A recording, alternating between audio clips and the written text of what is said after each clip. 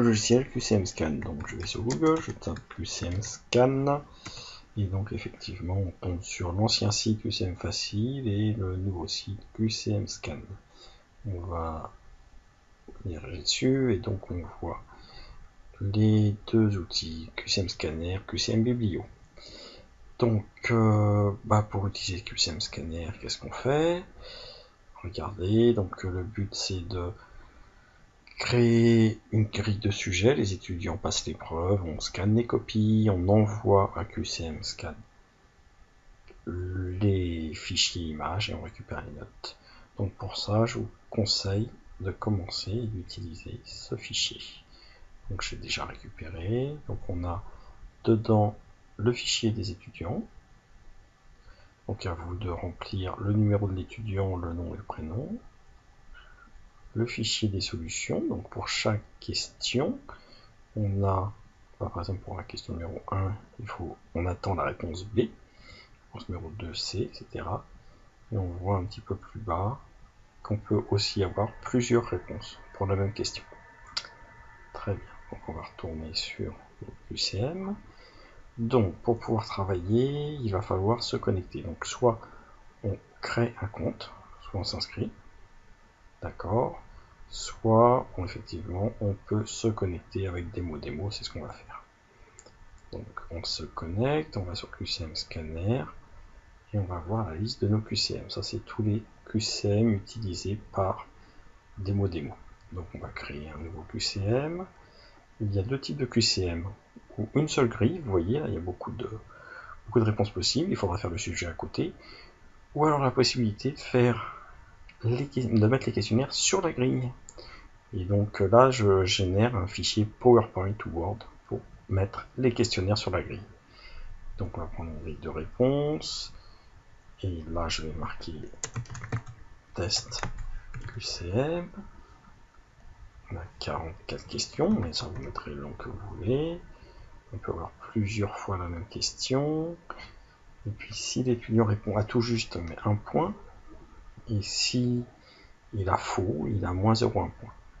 Donc on ajoute.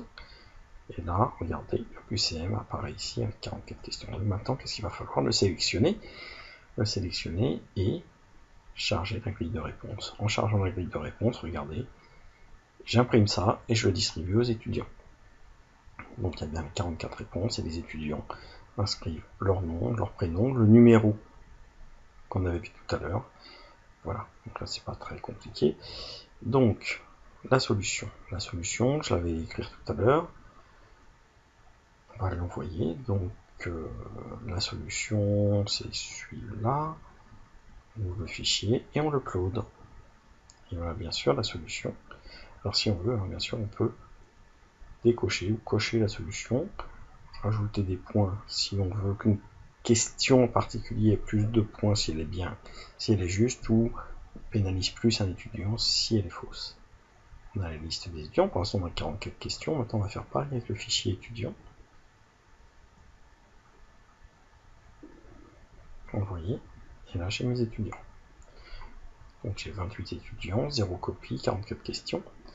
Juste un petit truc, si on va sur QCM, on peut même avoir la grille, maintenant qu'on a rentré les étudiants, regardez, on peut avoir la grille générée pour les étudiants. 192, c'est grise vierge pour l'instant, c'est-à-dire que on pourra distribuer les feuilles. Bon, moi je laisse les étudiants inscrire leur nom, leur prénom et puis leur numéro. Mais c'est une possibilité d'imprimer ce document et de les donner aux étudiants. Bien, maintenant les étudiants ils passent leur épreuve, donc là, et je récupère donc ce fichier que je scanne. Vous voyez la qualité du scan, elle est pas terrible. Donc voilà, donc là les étudiants, il a saisi son numéro, il a mis son nom, son prénom. Donc qu'est-ce qu'on fait? On va envoyer le fichier, parcourir, on envoie le fichier et upload.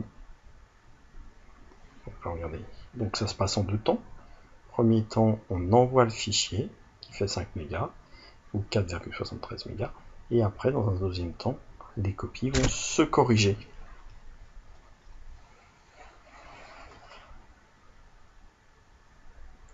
Donc ça y est, le fichier est envoyé, et maintenant on va voir ici les copies se corriger petit à petit. Donc il faut à peu près 1 seconde par copie.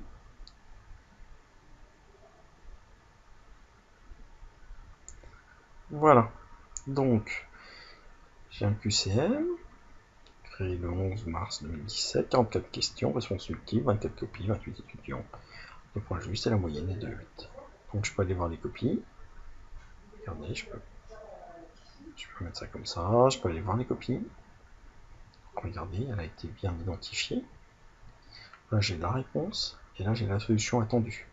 Donc là, si jamais il avait coché D, il aurait plus un point. Non, que D. Voilà, il aurait plus un point, il passerait à 12. Mais lui, il a coché que B, donc il n'a que 11 de moyenne. Voilà. On peut scanner les différents étudiants, hein, bien sûr.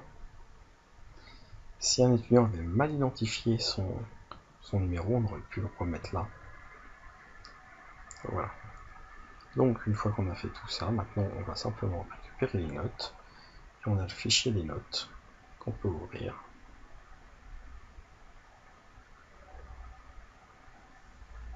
Alors, est-ce que je l'ai?